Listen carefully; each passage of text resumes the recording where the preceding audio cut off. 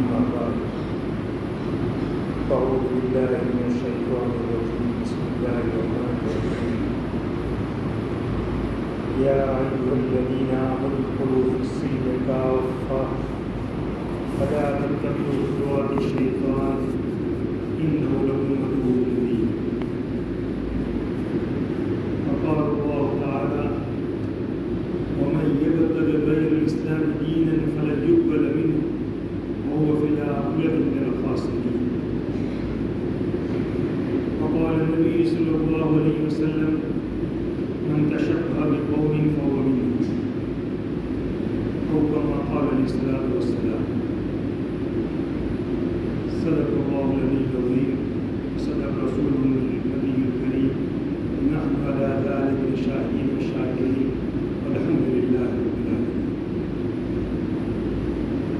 عزیز دینی بھائیوں، آپ کے سامنے دو آیتیں پڑھی گئی اور ایک حدیث کی تلاوت کی گئی.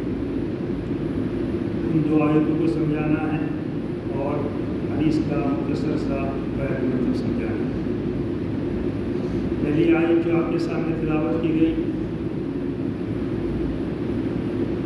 یہ چیز ہم ذہن میں رکھیں کہ کوئی بھی بات کلام اللہ میں آ گئی، اللہ کے کلام میں آ گئی، یہ نص قطعی ہے، بالکل پکی بات، اس میں کوئی شک و شبہ نہیں. علماء کی باتوں کے اندر کوئی احتمال نکل سکتا ہے، قیاس کی باتوں میں کوئی احتمال نکل سکتا ہے، باقی قرآن کے اندر کوئی بات آ گئی اس میں کوئی احتمال نہیں. جو بھی کلام اللہ میں اللہ تعالیٰ نے ڈائریکٹ کیا، اللہ کا کلام، اللہ تعالیٰ ڈائریکٹ ہم سے خطاب کر رہے ہیں، اللہ تعالیٰ ہم کو کہہ رہے ہیں، تو خطاب کس سے ہے؟ ڈائریکٹ اپنے بندو سے. یا ایھا الذین آمنوا ادخلوا فی السلم کافۃ، اے ایمان والو، اے مجھے ماننے والو، جو مجھے مانتے ہیں وہ اسلام کے اندر پورے داخل ہو جاؤ اور شیطان کا اتباع نہ کرو، شیطان کے قدم بقدم مت چلو. بے شک شیطان یہ تمہارا کھلا ہوا دشمن ہے. تو دو باتوں کا اس میں گویا کہ حکم دیا گیا. ایک بات کی خبر دی گئی اور دو حکم دیے گئے. ایک حکم تو یہ دیا گیا کہ اسلام میں پورے داخل ہو جاؤ، اور دوسرا حکم یہ دیا گیا اسی کی ضد کہ شیطان کے قدم بقدم مت چلو، شیطان کی باتیں نہ مانو.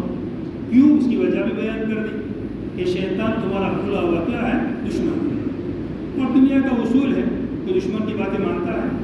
ہمارے دشمن ہمیں کوئی کہے تو کبھی ہم بات مانتے ہیں. تو دنیا کا ایک اصول ہر ایک آدمی جانتا ہے کہ دشمن کی بات نہیں مانی جاتی. تو اللہ تعالیٰ نے خبر دے دی کہ شیطان تمہارا کھلا ہوا دشمن ہے، اس کا اتباع مت کرنا، اس کے نقش قدم پر مت چلنا. وہ تم کو اسلام سے نکالنے کی کوشش کرے گا، اسلام سے باغی بنانے کی کوشش کرے گا، اس کی باتوں کے اندر تم چلنا مت. یہ آیت کس موقع پر نازل ہوئی، اس کا شان نزول کیا ہے، یہ ہمارے ذہن میں آ جائے تاکہ بات اچھی طرح سمجھ میں آ جائے. شان نزول کا مطلب کیا ہوتا ہے کہ آیت کیا مسئلہ پیش آیا تھا، کیوں اللہ تعالیٰ نے حکم دیا اور کیا بات پیش آئی. حضرت عبداللہ ابن سلام رضی اللہ تعالیٰ عنہ جو علماء یہود کے اندر سے تھے اور بڑے علماء میں کے اندر ہے، یہودی تھے وہ پہلے، مگر بعد میں کیا بن گئے؟ مسلمان بن گئے. ان کا اونچا بہت درجہ ہے، حضور ان کو بہت مانتے تھے، بڑے قریب رکھتے تھے، اور کلام اللہ کے اندر ان کا ذکر کیا گیا ہے حضرت عبداللہ ابن سلام رضی اللہ تعالیٰ عنہ کا. تو ان کے دل میں یہ بات آئی، حضرت عبداللہ ابن سلام رضی اللہ تعالیٰ عنہ کے دل میں، کہ یہودی مذہب میں اونٹ کا گوشت کھانا حرام ہے. یہودی مذہب میں اونٹ کا گوشت کھانا حرام ہے، اور اسلام میں اونٹ کا گوشت کھانا واجب نہیں ہے، فرض نہیں ہے. اونٹ کا گوشت کھانا کیا ہے؟ جائز ہے. کھاوے تو بھی ٹھیک ہے، نہ کھاوے تو کوئی گناہ نہیں. اگر کسی نے پوری زندگی اونٹ کا گوشت نہیں کھایا تو کوئی آدمی گنہگار نہیں بنے گا، اس کی کوئی پکڑ نہیں ہوگی. اللہ کے گھر پوچھا نہیں جائے گا کہ تو نے اونٹ کا گوشت کیوں نہیں کھایا. تو اسلام میں کچھ ضروری ہے نہیں، کھاؤ تو بھی ٹھیک ہے، نہ کھاؤ تو بھی ٹھیک ہے. اور یہودیت کے اندر اونٹ کا گوشت کھانا کیا ہے؟ حرام ہے. تم ایسا کرو، اونٹ کا گوشت نہ کھاؤ، اونٹ کا گوشت نہ کھاؤ، تاکہ دونوں باتوں پر عمل ہو جائے. اسلام پر بھی عمل ہو جائے، اسلام میں کھانا کوئی ضروری نہیں ہے، اور یہودیت میں کیا ہے؟ حرام ہے، تو اس کو میں نہ کھاؤں تاکہ یہودیت پر بھی کیا ہو جائے؟ عمل ہو جائے. یہ دو باتوں کو انہوں نے کیا سوچا؟ جمع کرنا سوچا کہ یہودیت پر بھی عمل ہو جائے اور اسلام پر بھی کیا ہو جاوے، عمل ہو جاوے۔ اسی پر آیت نازل ہوئی، اسی پر اللہ تعالیٰ نے کیا نازل کر دی، آیت نازل کر دی اور کہہ دیا کہ اسلام میں کیا ہو جاؤ، پورے پورے داخل ہو جاؤ۔ یہ کیا کہ ایک قدم یہودیت کے اندر اور ایک قدم اسلام کے اندر، یہ کیسے ہو سکتا ہے؟ بالکل نہیں۔ اسلام ایک سچا مذہب ہے۔ اسلام میں کیا ہے؟ سچا مذہب ہے، جس کے اندر ہر چیز کے طریقے بتائے گئے ہیں، عبادت کے طریقے، معاملات کے طریقے، معاشرت کے طریقے، اخلاقات کے طریقے۔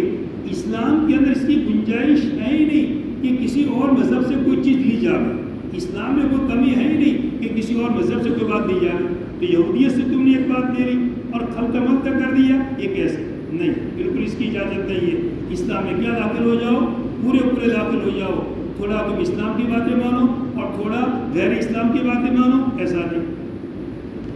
جیسے مثلا ہم لباس کے اندر تو غیروں کی وضاحت اختیار کریں، اوروں کی وضاحت اختیار کریں۔ نماز کے اندر ہم کیا بن جاوے؟ مسلمان بن جاوے؟ نہیں، لباس کے اندر بھی ہمیں کیا کرنا پڑے گا؟ اسلامی وضاحت اختیار کرنی پڑے گی۔ ہمارا مہرا چہرہ، ہماری بالوں کی کٹنگ، ہمارے بالوں کی کٹنگ بھی کیا ہونی چاہیے؟ اسلام۔ ہر چیز اسلام نے پورا پورا طریقہ بتا دیا ہے۔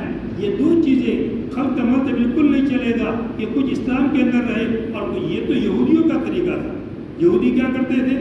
جو باتیں اپنی منمانی کی ہو وہ تو لے لیتے تھے، اور جو اپنے مذہب کے اندر اپنی منمانی کی باتیں نہ ہو اس کو کیا کر دیتے تھے؟ چھوڑ دیتے تھے۔ مسلمانوں کو ایسا نہیں چاہیے کہ کچھ باتیں اسلام کی لے لے اور کچھ باتیں اسلام کے علاوہ دوسرے طریقوں کی لے لے، دوسرے مذہبوں کی لے لے۔ اس کی اسلام میں قطعاً گنجائش نہیں۔ اس لیے یہ کام کس کا ہے؟ شیطان کا ہے۔ شیطان نے پٹی پڑھاتا ہے کہ بھئی سب مسلمان کرتے ہیں، چلو تم بھی کرو۔ مثلا چہرہ برابر نہیں بنایا، شریعت کے خلاف بنایا، تو یہ شیطان پٹی پڑھاتا ہے کہ سبھی داڑھی کٹواتے ہیں، اگر ہم نے کٹوا دی کیا فرق پڑتا ہے؟ کیا ہو جائے گا اس کے اندر؟ نہیں۔ دیکھو، انبیاء کرام کی سنت ہے کہ تمام انبیاء کیا کرتے تھے؟ داڑھی رکھواتے تھے۔ اسلام کا ایک حکم ہے، واجب حکم ہے۔ خود نبی کریم صلی اللہ علیہ وسلم نے اس کا حکم دیا کہ داڑھی کو کیا کرو؟ بڑھاؤ، مونچھوں کو کترواؤ اور داڑھی کو کیا کرو؟ بڑھاؤ۔ یہ آپ نے حکم دیا حدیث کے اندر خود نبی کریم صلی اللہ علیہ وسلم نے۔ اس لیے ہم ہماری وضاحت کے اعتبار سے بھی اس میں داخل ہوں گے، اسلام کے اندر۔ نماز پڑھنے کے اعتبار سے بھی اسلام کے اندر، اور وضاحت کے اعتبار سے بھی کس کے اندر؟ اسلام کے اندر۔ لباس کے اعتبار سے بھی کس کے اندر؟ اسلام کے اندر۔ شادی بیاہ کا موقع آ گیا، کوئی غمی کا موقع آ گیا، تب بھی اسلام کے اندر۔ اگر ہمیں ہمارا طریقہ معلوم نہیں ہے، اسلامی طریقہ معلوم نہیں ہے، تو ہم علماء سے کیا کریں گے؟ معلوم کریں گے کہ شادی کا اسلامی طریقہ کیا ہے۔ غمی کا، ہمارے ابا کا انتقال ہو گیا ہے، تو غمی کے موقع پر شریعت کا کیا قانون ہے، اسلام کا کیا قانون ہے، ہم علماء سے کیا کریں گے؟ معلوم کریں گے۔ اور جو اسلام جو طریقہ بتائے گا ہم اسی پر غمی کے موقع پر بھی چلیں گے اور خوشی کے موقع پر بھی اسی طرح چلیں گے۔ ایک آیت تو یہ ہوئی آپ کے سامنے کہ اسلام میں کیا داخل ہو جاؤ، پورے پورے، آدھے اسلام میں آدھے غیر اسلام میں، اس کی اجازت نہیں، اور شیطان کے قدم بقدم مت چلو۔ ایک آیت پوری ہو گئی۔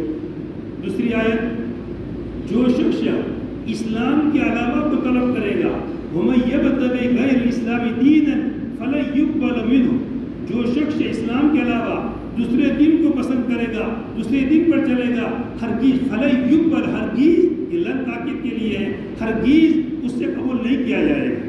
اسلام ہی پر چلنا ہے۔ اسلام ہی وہ مذہب ہے کہ جس کے اندر انسان کی کیا چھپی ہوئی ہے؟ کامیابی چھپی ہوئی ہے۔ دنیا کے اعتبار سے بھی کامیابی چھپی ہوئی ہے اور آخرت کے اعتبار سے بھی کیا کامیابی چھپی ہوئی ہے۔ اسلام ایک بہترین حلوہ ہے۔ ایک بہترین کیا ہے؟ حلوہ۔ اگر کسی کافر کو یہ حلوہ کھلا دیا جائے تو کیا بن جائے گا؟ مومن بن جائے گا، ہمیشہ کی جنت میں چلا جائے گا۔ مگر اسی اسلام کے حلوے کو اگر اس میں کڑواہٹ ملا دی گئی اور کڑوا کر دیا گیا تو پھر اس کے اندر کیا آ جائے گی؟ خرابی آ جائے گی۔ اب یہ کس کی طرف لے جائے گا؟ کفر کی طرف لے جائے گا۔ جیسے ایک ڈول بھر کے پانی ہے، ایک ڈول بھر کے پانی رکھا ہوا ہے، اس میں 2 قطرے کیا ڈال دیا؟ پیشاب ڈال دیا۔ تو ڈول پانی بھری ہوئی ہے اور 2 قطرے پیشاب ڈال دیا، آپ اس کو پاک کہیں گے کہ ناپاک کہیں گے؟ کیا کہیں گے آپ اس کو؟ नापाक कहेगा, हर एक आदमी तो नापाक हो गया, लेकिन 2 कतरे अंदर क्या गिर गए। अब कोई ये कहे कि 2 कतरे खाली गिर, इसमें क्या हो गया, इतना बड़ा पानी, ज़्यादा तो पाक पानी है, अच्छा पानी है, हम इसको क्या कहेंगे, पाक कहेंगे। तो लोग कहेंगे लेकिन कैसा तो पागल आदमी है, कैसे उसको पाक कहता है, 2 कतरे क्या कर गए, पेशाब के अंदर गिर गए। तो इसी तरह इस्लाम भी इसी तरह है कि कोई भी अंदर कुफ्र की बात आकर गिर गई, कोई यहूदियत की बात आकर गिर गई, ईसाइयत की बात आकर गिर गई, हुनूद की बात आकर गिर गई, तो इस्लाम में इस्लाम नहीं रहेगा। इस्लाम के अलावा जो भी दीन आदमी कबूल करेगा इसको हरगिज़ कबूल किया जाएगा नहीं, और वो आखिरत के अंदर किसके अंदर होगा, खासिरीन के अंदर से होगा। हमें आज इस्लाम की कदर नहीं, क्यों कदर नहीं है, इसलिए कि हम मुसलमान घराने के अंदर क्या हुए हैं, पैदा हुए हैं। इसलिए इस्लाम की जो वक़्त हमारे दिल में होनी चाहिए वो नहीं। इस्लाम की वक़्त तो वो जानता है, साहबा जानते थे, क्यों, इसलिए कि वो मुसलमान नहीं थे और बाद में क्या बने, मुसलमान। इसलिए उस शख्स को पूछो जो इस्लाम में दाखिल नहीं था पहले और बाद में इस्लाम में दाखिल हो गया, उसको पूछो कि इस्लाम की क्या चीज़ है, इसका बड़ा फ़ायदा कब ज़ाहिर होगा। दुनिया में इसका फ़ायदा कोई आदमी सोचे नहीं मिलेगा। देखो मौत का आना बिल्कुल यकीनी, मौत का आना बिल्कुल, हर एक कोई इसका इनकार नहीं करता है। कि काफिर को पूछोगे कि मरना है, वो भी इकरार करेगा, आपको क्या करना है, मरना है। अब मसला सिर्फ ये है कि मरने के बाद जिंदा होना या न होना। मुसलमान का क्या अकीदा है कि मरने के बाद क्या होना है, जिंदा होना है, एक नए आलम में जाना है। अल्लाह ताला ने कितने आलम बनाए हैं, 3 आलम बनाए हैं। कितने आलम, 3 आलम। एक तो ऐसा आलम राहती राहत, बिल्कुल ऐशी ऐश, वो कौन सा आलम है, जन्नत का आलम। एक ऐसा आलम जिसमें तकलीफ ही तकलीफ, परेशानी ही परेशानी, वो कौन सा आलम, जहन्नम। और एक आलम ऐसा बना, कभी राहत कभी तकलीफ, कभी राहत कभी तकलीफ, ये कौन सा आलम है, दुनिया का आलम। ये दुनिया के आलम में कोई आदमी, किसी को भी आप पूछो कि तो राहत ही राहत में है, कभी राहत में नहीं मिलेगा, कोई ना कोई क्या आ जाएगी, मुसीबत आ जाएगी। इसलिए दुनिया में तो हर तरह की हालत आएगी, कभी अच्छी हालत भी आएगी, कभी बुरी हालत भी आएगी, मगर इस्लाम पर आदमी क्या रहे, मजबूत जमा रहे। अच्छी हालत हो तो भी इस्लाम पर जमा रहे, और तकलीफ वाली हालत हो तब भी इस्लाम पर आदमी क्या रहे, जमा रहे। इसलिए इस्लाम के अलावा कोई चीज़ कभी कबूल नहीं की जाएगी। और आखिरत के अंदर जो आलम आखिरत तो आलम आखिरत इसीलिए कहते हैं, आखिरत के माना क्या है, पिछला। दुनिया के माना करीब, दुनिया के माना करीब, ये दुनिया हमसे करीब है, हम इसी में चल रहे हैं, इस उसको दुनिया कहा जाता है। और वो बाद में आने वाले आलम आखिरत, इस उसको आलम आखिरत कहा जाता है। ये 2 आयतें आपके सामने आ गई कि इस्लामी को कबूल किया जाएगा, इस्लाम के अलावा दूसरी चीज़ को कबूल नहीं किया जाएगा। और तीसरी हदीस जो आपके सामने पढ़ी गई थी, मन तशब्बह बिक़ौमिन फहुव मिन्हुम, फरमाते नबी करीम सल्लल्लाहु अलैहि वसल्लम, जो शख्स किसी कौम से मुशाबहत इख्तियार करेगा उन्हीं में शुमार होगा। अगर कोई यहूदी से मुशाबहत इख्तियार करेगा और यहूदी बनेगा, चाहे लिबास के एतबार से बने, कि चाहे वज़ाक़ता के एतबार से बने, कि चाहे शादी बियाह के एतबार से बने, किसी के एतबार से बने, तो किसमें शुमार होगा, यहूदियों के अंदर। ईसाई तरीक़ों की इख्तियार करेगा तो किसमें हो जाएगा, वो जो भी किसी जमात को बढ़ाता है उसी जमात में क्या किया जाता है, शुमार किया जाता है। इसलिए हमें पूरा का पूरा इस्लाम में दाखिल होना है और इस्लामी से मुशाबहत इख्तियार होनी चाहिए। हमारी वज़ाक़ता के एतबार से, हमारी चाल के एतबार से, हमारी चाल से लोगों को पता चल जाना चाहिए ये मुसलमान आ रहा है। हम दूर से आ रहे हो, पता चल जाना चाहिए कि कौन आ रहा है, मुसलमान आ रहा है। हमारी वज़ाक़ता ऐसी हो, हमारा चाल हो, रास्ते में चल रहे हैं, आगे नीचे करके चल रहे हैं, दाहिनी तरफ चल रहे हैं। इस्लाम के अंदर मुस्तहब भी है कि कौन सी तरफ चला जाए, दाहिनी तरफ। हम दाहिनी साइड चल रहे हो, आगे नीचे चल रहे हो, कोई तकलीफ दे चीज़ पड़ी हुई उसको हटा देने वाले बने हो, इस तरह आ रहे हो, तो कोई देखते ही समझ जाएगा कि आने वाला शख्स क्या है, मुसलमान। इसलिए तीसरी बात कि हमें जो एहतमाम करना है कि हमें किसी की वज़ाक़त इख्तियार नहीं करनी है, किसी से मुशाबहत इख्तियार नहीं करनी है। हम पक्के के पक्के क्या बन जाएंगे, मुसलमान। अल्लाह ताला हमें इन बातों पर अमल करने की तौफीक नसीब फरमाए।